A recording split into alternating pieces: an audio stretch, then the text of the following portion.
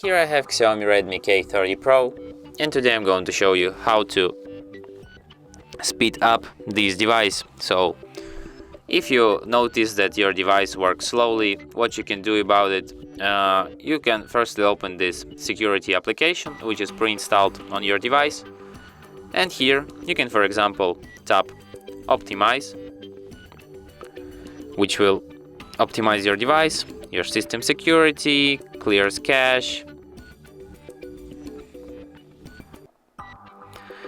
What you can also do about it,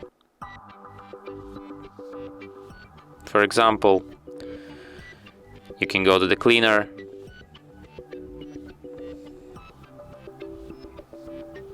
clean your files which you don't use. What else? You can boost your speed by clearing memory.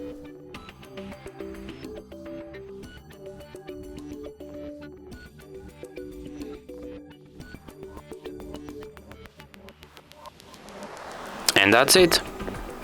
Thanks for watching. If you find this tutorial useful, don't forget to hit that like button and subscribe to our channel.